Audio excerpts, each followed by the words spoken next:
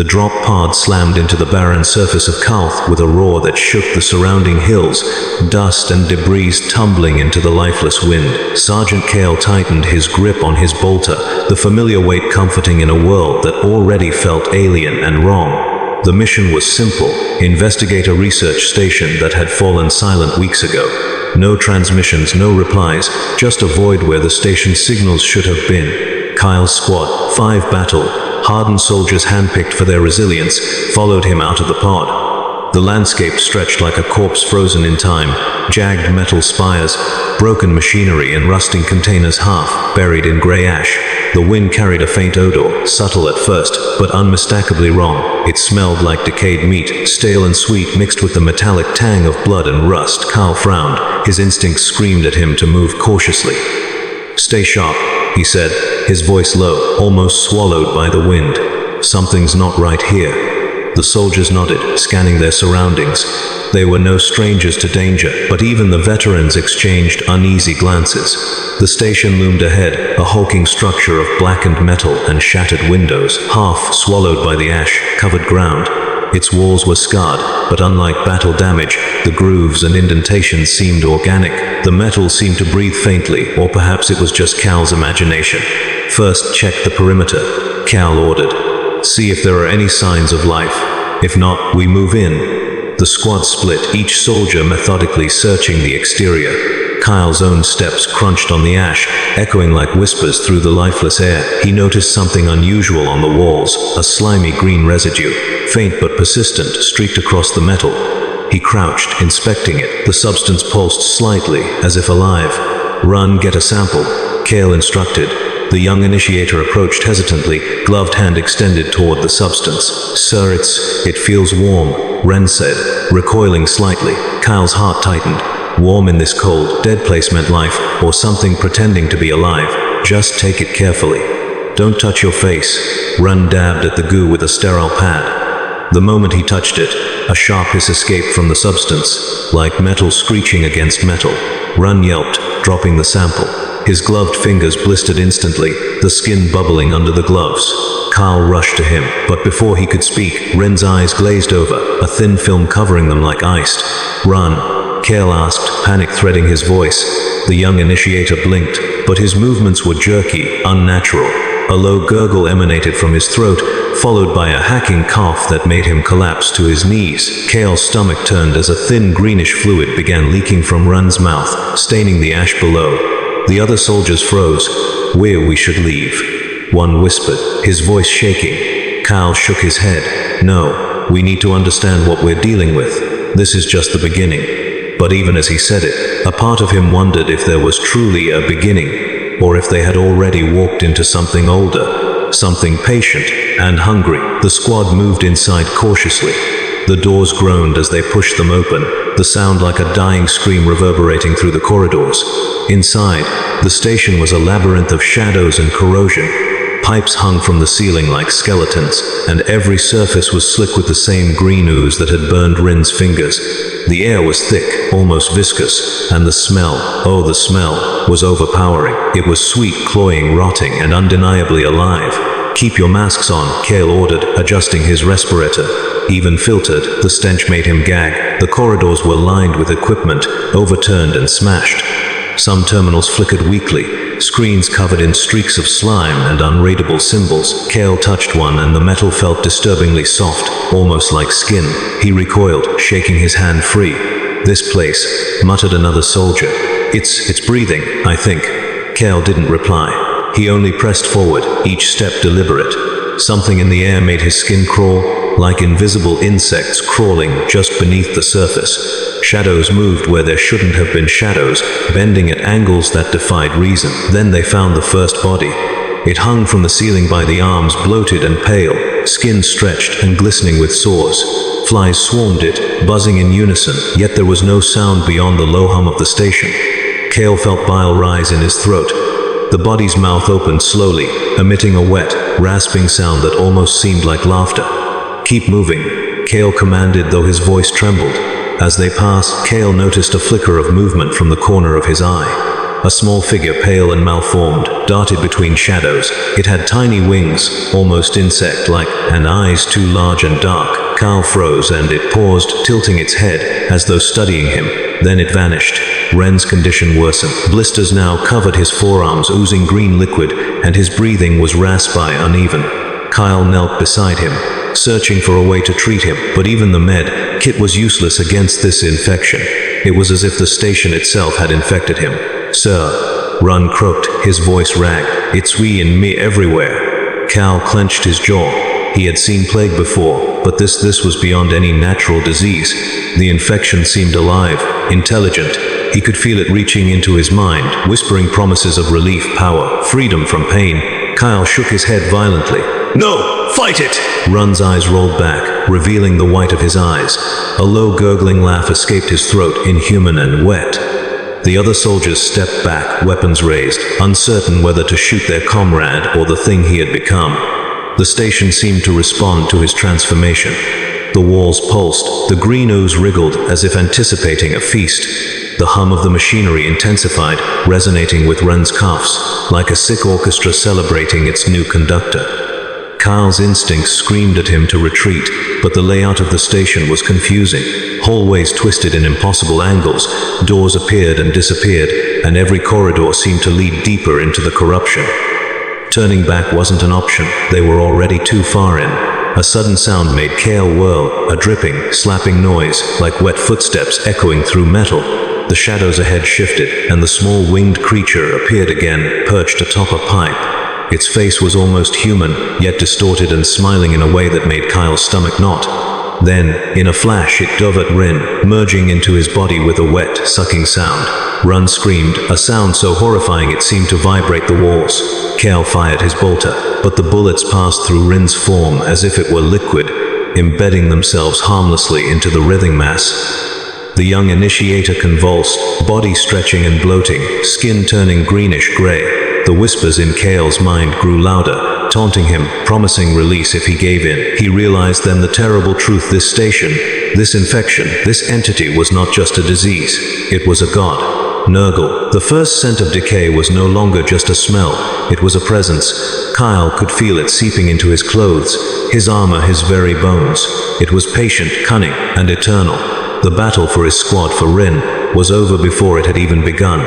Kale drew his sidearm, his hands shaking, and stepped forward. The hum of the station grew louder, the air hotter, thick with the stench of rot and puss. Every breath was a struggle, every heartbeat a drumbeat in a song of corruption that had begun long before they arrived. And then Kale heard it, a whisper, soft, wet, and alive. "You're next." Kale's hands trembled as he watched Run convulse on the cold metal floor of the station. The young initiator's body had begun to twist unnaturally, as if puppeteered by some unseen force. The green pustules that had first appeared on his fingers now crawled up his arms like serpents, spreading across his skin with horrifying speed.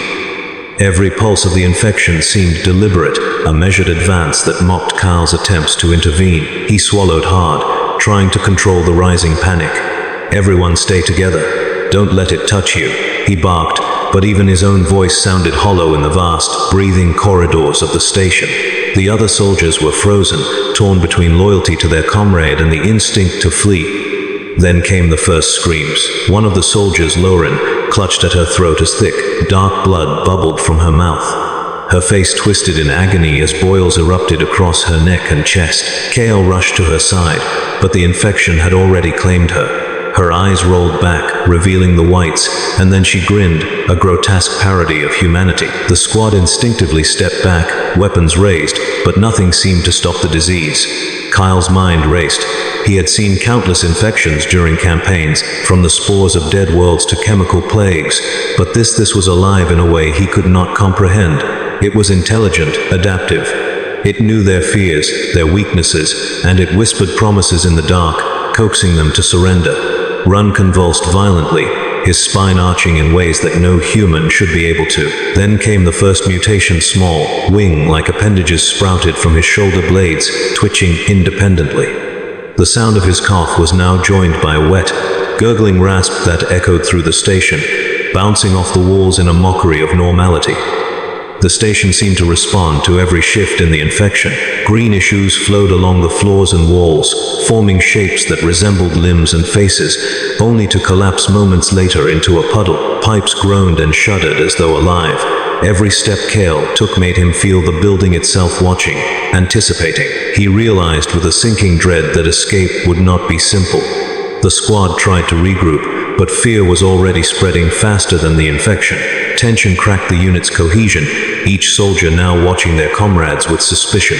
Could someone else already be infected? Kyle's gut told him yes. Every cough, every twitch, every bead of sweat could be a sign.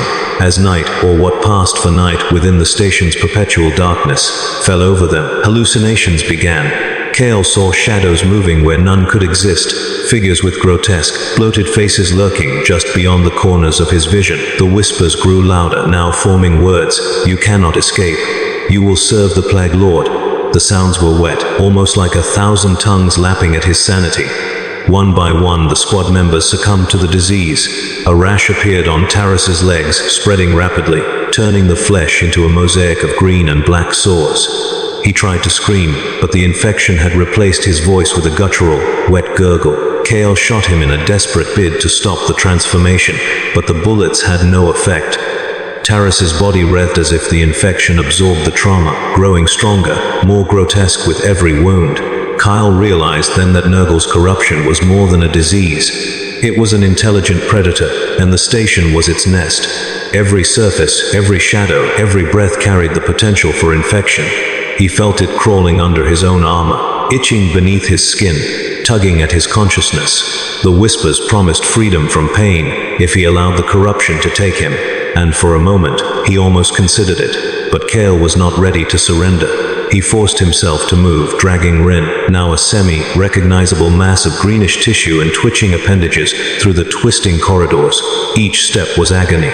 The floor beneath them pulsed in time with the whispers, and every corner seemed to hide a new horror. Small creatures, Nurglings, darted in and out of sight, their tiny limbs scraping across the walls, leaving trails of green slime.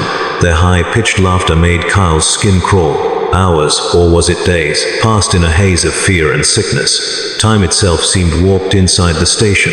Corridors lengthened, doors moved to new positions, and the air grew heavier with each breath. Kale could feel the infection spreading in subtle ways, a twinge in his muscles, a prickling along his spine, the faint taste of metal in his mouth. It was learning him, studying him, probing his weaknesses. The first full mutation occurred when Run convulsed violently against the walls. His arms elongated, the skin splitting and reforming in patches of green and gray. Tentacle-like growths emerged from his torso, writhing and twisting independently, leaving trails of slime on the floor. His eyes, once human, were now solid black pools reflecting nothing but malice. And yet through it all, he laughed. The laughter was wet, sucking at Kyle's very mind. Kyle's squad was gone. Lauren, Tarras, and the others were either fully transformed or dead. The only sound besides the station's breathing and the whispering voice of the infection was his own ragged heartbeat and the wet squelching of Rin's movements. He realized with horror that he was entirely alone. He stumbled into what had once been a laboratory. Tables lay overturned, glass shattered, chemicals spilled, and the green ooze covered everything like a living carpet. The air was thick, and every breath made Kyle gag. But in the center of the room was something more terrifying than the infection itself, a pool of dark green liquid, moving as if it had a heartbeat. Tentacles rose from it, writhing, almost beckoning him. Kale approached cautiously, bolter raised. "Stay back," he shouted, but the voice from the pool answered, echoing through his mind. "Join us. You will not die, you will become eternal." The whispers coalesced into a vision. He saw his squad, contorted and bloated, kneeling before a hulking, rotting figure. Its skin was mottled with sores and growths, and its eyes glowed with a sickly green light. Flies circled its massive form, buzzing in unison like a chorus of the damned. Kyle knew instantly this was Nurgle, the plague god himself. Panic surged. Kyle tried to turn, but the station had changed again. Hallways twisted impossibly. Doors that had been behind him now led into the same lab. The air thickened, the whispers grew louder, and the green ooze began crawling along the floor like living fingers reaching for him. Ren's form convulsed and lunged toward him, tentacles whipping, dripping corrosive ichor. Carl fired repeatedly, but the projectiles slowed, dissolving in the thick air before they could strike. Desperation clawed at him. He grabbed a shard of broken metal from the floor, swinging at the tentacles, only to have them wrap around his arms, sticky and burning. Kale screamed as the whispers grew louder, now a chorus of voices, his friends, his own memories, distorted and twisted by the infection. The station seemed to mock him, pulsing in time with the gurgling laughter. He could feel small pustules forming under his armor, tiny blisters that spread with unnatural speed. The corruption was no longer distant, it was inside him. And yet, amidst the fear, Cal noticed something horrifyingly beautiful. The mutation gave Rin, and by extension Nurgle's corruption, a form of grotesque elegance. Each pustule, each appendage, moved with purpose, as if choreographed by the plague god himself. This was not random decay, it was evolution, twisted and perfect in its horror. Hours blurred into each other. Cal's mind began to falter. Hallucinations merged with reality. He saw walls breathing, floors crawling with tiny faces screaming in silence, and shadows forming shapes that reached for him. Every step was agony, every sound a torment. The infection's whispers became seductive, promising release, salvation, freedom from the pain of reality. Kale fought against it, forcing himself to move. But deep inside, he knew the truth: the infection was winning. The station Ren, the ooze, the whispers, they were all Nurgles, and he was a mere plaything. As the chapter closes, Kale stumbles into a room covered entirely in green slime. In the center, he sees a vision of himself, bloated with pustules covering his skin, yet smiling in a grotesque parody of humanity. The whispers grow deafening, promising eternal life, power, and freedom from pain. Kyle screams, but the sound is swallowed by the wet, gurgling laughter of Nurgle. The infection has spread. It is no longer just Ren. It is everywhere. And Kale's struggle has only just begun. The corridors of the station no longer obeyed the laws of logic. Kale's boots echoed against metal that seemed to shift beneath his feet. Every turn brought him back to the same room, yet the walls were different each time, slick with green ooze, streaked with blood, and covered in pustules that pulsed with life. He had lost track of time. Was it hours, days, or weeks since they entered? There was no sun, no sky, nothing outside these endless metal veins that seemed to breathe. Ren's grotesque form stalked the hallways behind him, a wreathing, pulsating monstrosity of mutated flesh. Its black eyes followed Kyle's every move, while its tentacles scraped and tapped against the walls, leaving trails of acidic slime. The gurgling whispers emanating from Ren were joined by others, voices of soldiers long dead, echoes of Kyle's own memories, distorted and mocking. Kyle's grip on his bolter tightened until his knuckles blurred. He knew he was losing control, not just over the situation, but over his own mind. Every shadow seemed alive. Every sound was amplified: the drip of water, or was it blood? The subtle squelching of flesh, the soft scratching at the walls that grew into a chorus of invisible claws. He tried to focus. He had to understand what was happening, but the station was no longer a simple structure. Doors that had been closed minutes ago were open now, revealing rooms that should not exist, labs stacked on top of labs, corridors leading into impossible angles, ceilings that arched and twisted like living ribs. It was a labyrinth designed to trap the mind, a place built by Nurgle not just to infect the flesh, but to consume the soul. Kyle stumbled into a chamber, filled with overturned tables and broken glass. The green ooze covered every surface, bubbling as if boiling from within. In the center of the room stood a strange device, an industrial bio-extractor, its tubing writhing like snakes. Kyle had no idea what it did, but the whispers told him it was a crucible of the plague god's design. He reached out, compelled, only to recoil as the tubes lashed at him, leaving tiny welts where they had touched. A sudden movement in the corner made Kyle whip around. A small creature emerged from the shadows, a Nurgling. Its tiny, grotesque body was covered in boils and sores, and its eyes gleamed with malevolent intelligence. Kale fired his bolter, but the creature seemed to split into several, giggling in that wet, high-pitched way that made his stomach churn.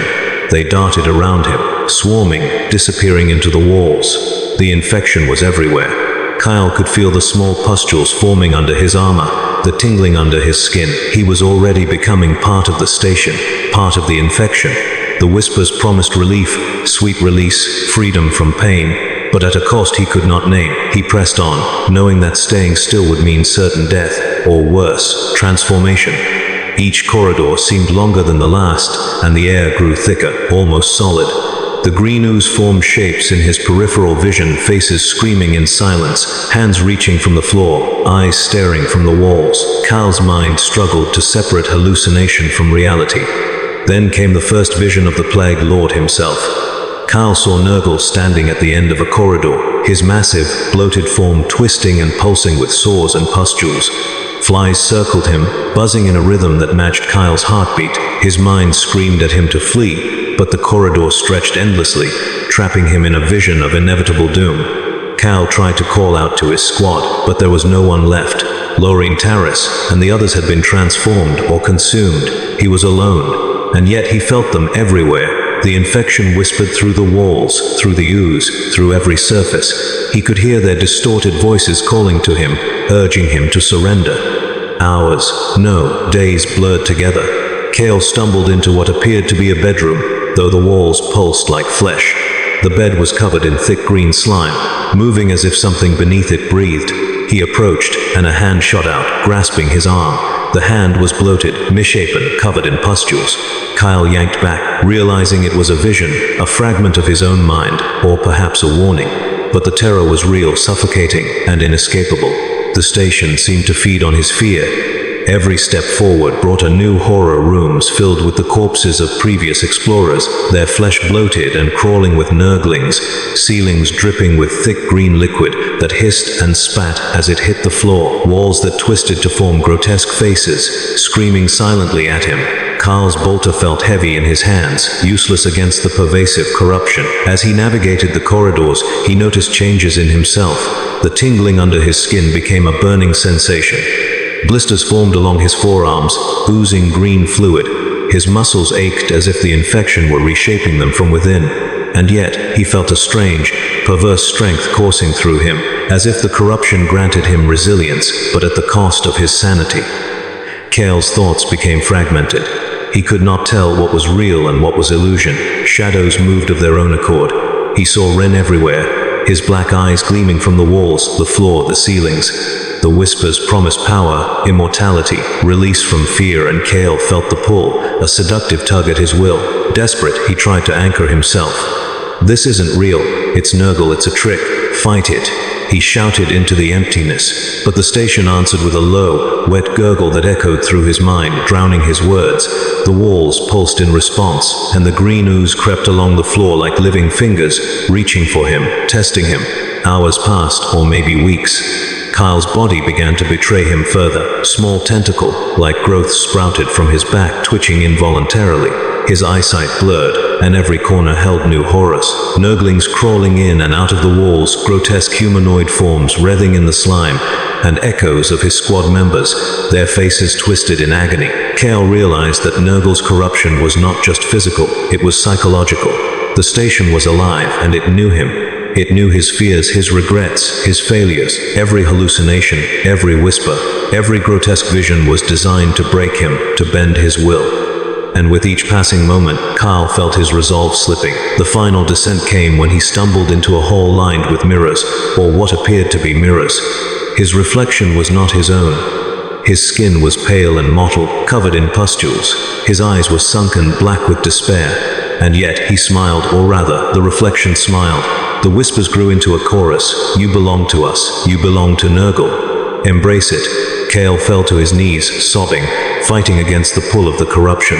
Every muscle, every thought, every shred of his mind screamed for resistance, but the infection was relentless. The station pulsed around him, alive with Nurgle's will. The green ooze moved, reshaping the corridors, closing exits, guiding him deeper into the heart of the nightmare.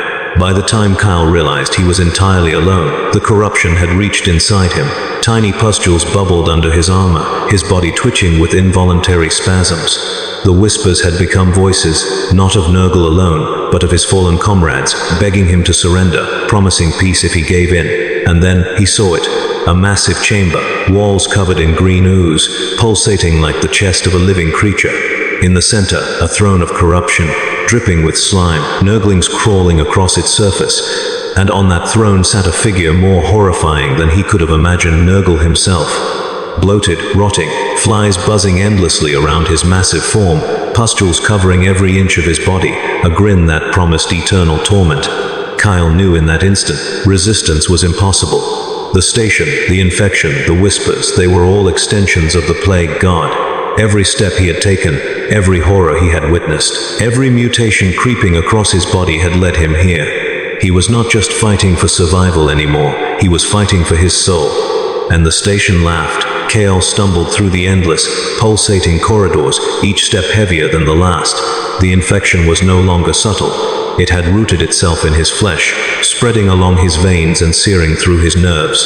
Blisters bubbled under his armor, small pustules popping in wet, nauseating bursts. He could feel the green ichor crawling beneath his skin, like ants moving with deliberate, malignant intent. Every breath tasted of decay, every heartbeat drummed in time with the wet gurgle that now echoed throughout the station. He stopped, leaning against the wall, his bolter trembling in his hands. The corridors stretched infinitely, and the walls themselves seemed alive, pulsating as if breathing. Shapes emerged from the green ooze, some humanoid, others completely alien. Nurglings scuttled across surfaces, laughing in high-pitched, wet voices, darting in and out of the slime. Carl's mind screamed at him to run, but the infection had already taken root in his thoughts. The whispers were everywhere, caressing his fears, twisting his resolve. Then he saw Rin, not the Rin he had once known. This was something else entirely. His body had transformed into a massive, bloated mass of green and gray flesh. Tentacles wriggled from his back, limbs elongated and twisted into grotesque shapes. His face, if it could still be called a face, was a nightmare of pustules, teeth where there shouldn't have been teeth, and black eyes reflecting nothing but malice. Flies buzzed constantly around him, drawn to the festering wounds that ran across his body like veins. And yet, Rin's movements were deliberate, almost regal, as if Nurgle himself had guided every twitch of his limbs. Carl raised his bolter, hands shaking. "Run, fight it! Please!" he shouted, though he already knew there was no part of the boy that remained human. Run laughed, a wet, gurgling sound that reverberated in Kale's skull. The tentacles whipping from his back slammed into the walls and floor, leaving trails of corrosive slime that hissed as they burned through metal. He moved toward Kyle, each step leaving green ichor behind, filling the air with the sickly, sweet stench of rot. Kale fired, but the bullets slowed midair, hitting Ren's bloated form with a wet splat that barely fazed him. The corrupted boy lunged, tentacles lashing. Kyle dove to the side, slamming into the wall, feeling the impact reverberate through his body as small pustules under his armor burst open. Pain racked him, but the infection had already begun to harden his resolve in a terrifying, unnatural way. He scrambled to his feet, glancing down the corridor. The station had transformed entirely. Walls wreathed with the faces of the dead, mouths open in silent screams. The green ooze covered the floors like living water, pulsing with a heartbeat that matched Cal's own. Pipes hung from the ceiling, dripping corrosive liquid. Small Nurglings emerged from cracks, leaping onto the slime, their tiny claws scratching across Cal's boots, their laughter sending chills down his spine. "Focus," he muttered to himself. "This is Rin, it's not Nurgle, you can fight this." But even as he spoke, he realized the truth.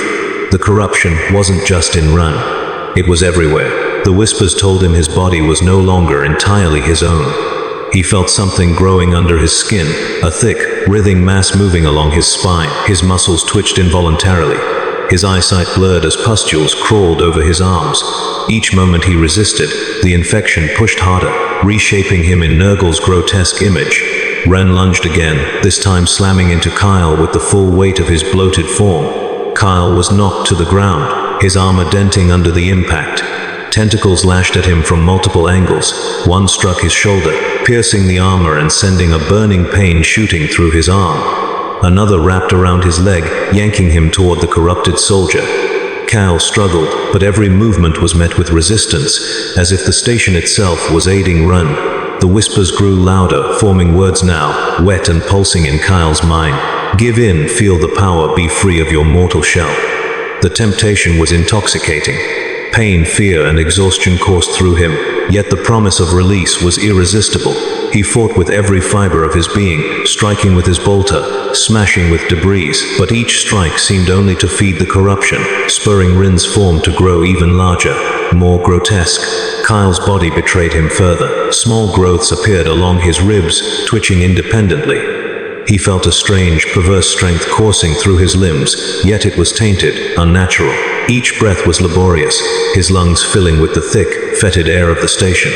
The pain was constant, unrelenting, yet the whispers promised pleasure amidst torment, a paradox that tore at his sanity. Ran's form surged forward faster now, as if feeding on Kyle's fear. Tentacles whipped around, striking the walls, ceiling, and floor with a wet slap. Kyle fired again, shouting curses, but the rounds seemed to vanish in the thick air, dissolving before reaching their target. The Nurgling offspring that had been darting along the floors and walls now swarmed Kyle's legs, biting and clawing, leaving acidic burns on his skin. The battle became a blur of motion, pain, and grotesque transformation. Kyle's vision doubled. He saw Rin's body splitting, limbs elongating further, pustules growing larger, dripping ichor onto the slime-covered floors. Nurglings leapt from every shadow, multiplying with impossible speed, their tiny bodies wriggling into Kyle's armor. He could feel the infection crawling along his spine, the whispers now a chorus chanting, "You belong to Nurgle, you are his." Desperation gave him strength. Kyle grabbed a shard of shattered metal from the floor, swinging at Rin's tentacles with all his might. The shard sliced through one appendage, eliciting a wet, gurgling scream, but two more emerged instantly from his body. It was endless, infinite, and horrifying. Each strike seemed to spawn new growths. The station itself joined the assault. Corridors twisted violently, trapping Kyle in loops. The walls pulsated, closing in, the slime rising toward his knees. Small Nurglings surged from the floors and ceilings, their laughter deafening. Kyle felt himself slipping, his mind teetering on the brink. And then the vision came, the throne room. Through the shifting corridors, Kyle glimpsed the massive chamber, walls pulsating with life, Nurglings crawling in endless swarms, and there, seated atop the throne of slime and rot, was Nurgle himself. His bloated form radiated malice and power. The air vibrated with the god's laughter, wet, gurgling, intoxicating. Cal realized then the ultimate truth: there was no escape. Resistance was futile. Run lunged one final time. Kyle raised his arms to defend himself, feeling the infection surge through him in response. His flesh began to bubble, his muscles spasming, his vision blurring. The station pulsed with life as Nurgle's will reshaped him. Tentacles sprouted from Kale's back, pustules bubbled across his skin, and his eyes glowed faint green as the whispers promised eternal life in the plague god's image. The last coherent thought he had was of his old squad, of a life before the infection, before the rot. But it dissolved instantly, replaced by a flood of gurgling laughter and whispers. Kyle fell to his knees, his body convulsing as the corruption overtook him entirely. When he looked up, there was no longer Kyle, only a bloated, pus-covered servant of Nurgle, black eyes reflecting the plague god's eternal malice, standing amidst a sea of slime and Nurglings. The station itself seemed to pulse in approval, alive and feeding on the grotesque spectacle. The transformation was complete. The infection had won. Resistance was meaningless. Kyle, no, the creature that had once been Kyle, stood, fully embraced by the corruption, a monstrous testament to the plague god's power. And in the distance, the whispers continued, calling to the next victims, "Join us. There is no escape, only Nurgle." Kyle's body convulsed violently as he stumbled through the corridors, now almost unrecognizable. His skin was mottled green and gray, oozing ichor from dozens of small pustules that had erupted across his chest, arms, and legs. Tentacle-like growth sprouted from his back and shoulders, twitching independently, leaving trails of corrosive slime that hissed against the metallic floor. His lungs burned with every breath, yet he felt an unnatural strength coursing through him, a dark, perverse vitality. The station itself had transformed into a labyrinth of corruption. The walls pulsed like living flesh, the floors rippled with green ooze, and the ceiling arched and twisted, as if breathing above him. Every step Kale took was met with resistance. The corridors shifted, closing behind him, blocking escape. The whispers were deafening now, no longer mere suggestions. They were commands, urgent, insistent, omnipresent, or embrace, submit, be free of mortal pain. He tried to resist, slamming his fists against the pulsating walls, shouting into the emptiness. But it was futile. The station responded, stretching and bending, reshaping itself around him to guide him toward the center of the corruption. Kyle realized with horror that the building was alive, a physical manifestation of Nurgle's will, and he had no choice but to move forward. Through the mist of slime and the echoing whispers, he saw it, Ren, fully transformed, standing between him and the inner chamber. His body was a grotesque tower of rot and disease, tentacles whipping, pustules pulsating, black eyes gleaming with malevolent intelligence. Yet Kyle recognized the faint spark of the boy he had once known, twisted, suppressed, and drowned beneath Nurgle's corruption. "Run, you don't have to," Kale croaked, his voice barely audible over the wet, gurgling laughter that now filled the station. But Run did not respond as a friend or comrade. His tentacles lashed, striking the walls and floor, leaving trails of slime and burning metal. Every movement he made seemed to warp reality itself, as though Nurgle's will flowed through him, guiding his every motion. Kale raised his bolter, firing at the mass of corruption. The bullets struck, but instead of stopping Ren, they seemed to energize him. Each strike caused his body to twitch and grow, pustules enlarging, new tentacles forming instantly. The whispers in Kyle's mind surged, promising release if he surrendered, urging him to stop fighting and accept the transformation. Pain lanced through Kale's body as small pustules erupted along his spine, burning, itching, and writhing as if alive.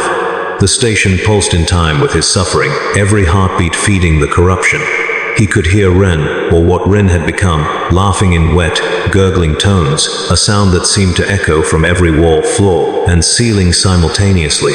The battle was not one of bullets or blades, it was a struggle for the soul. Kyle tried to strike Ren again, swinging a shard of metal he had torn from the walls. The shard sank into Ren's flesh, only to emerge covered in pus and slime, feeding the monster. Kale staggered backward, feeling a tentacle wrap around his ankle, pulling him to the floor. The whispers were no longer whispers, they were screams, demands, and seductions all at once. "Join us, you cannot win, only embrace Nurgle." Kyle's mind screamed for resistance, but the infection had dug too deep. He could feel it creeping along his nerves, manipulating his thoughts, bending his perception. Hallucinations intertwined with reality shadows became crawling faces, the slime on the floor became living hands, and the walls themselves seemed to pulse with a heartbeat of rot.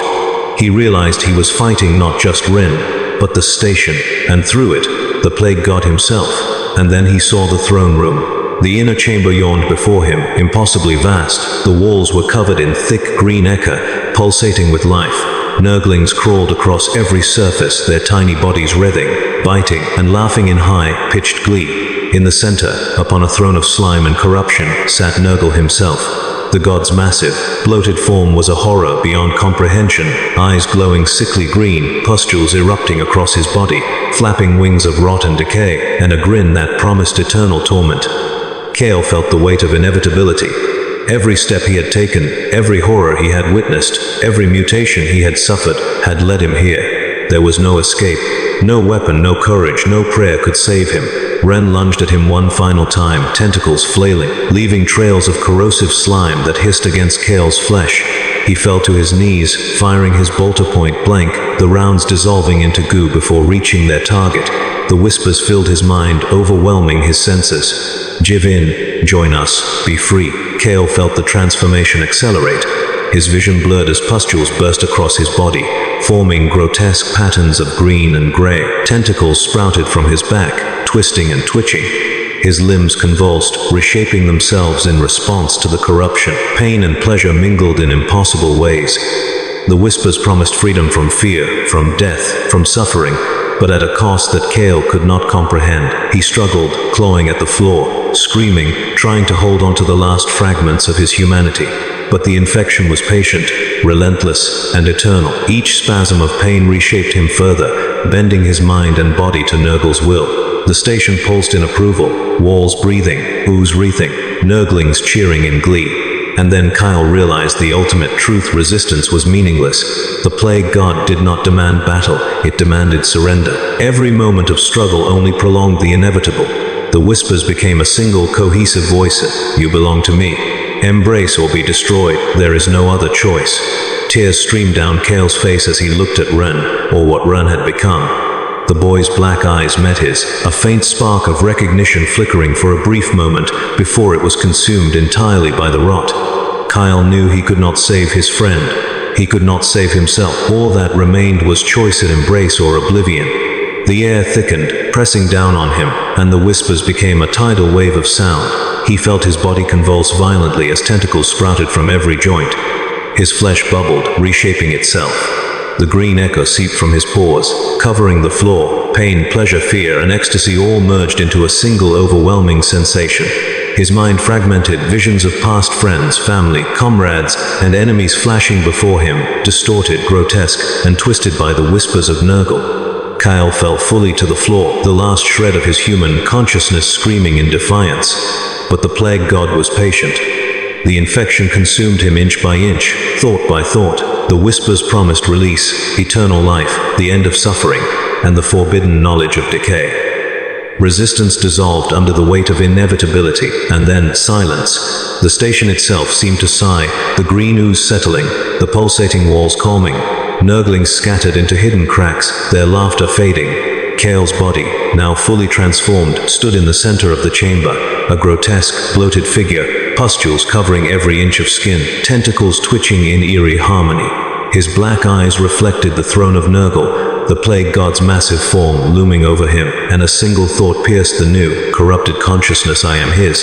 The whispers faded into a constant hum, a lullaby of rot and decay. Cal, no longer Cal, felt the weight of eternity. He was alive, yet not alive, sentient, yet a servant, immortal, yet trapped in the endless cycle of rot, transformation, and servitude. The plague god had claimed him completely. And far beyond the chamber, in the stillness of the station, the whispers waited for the next victims. There is no escape, only Nurgle, only decay, only the plague god.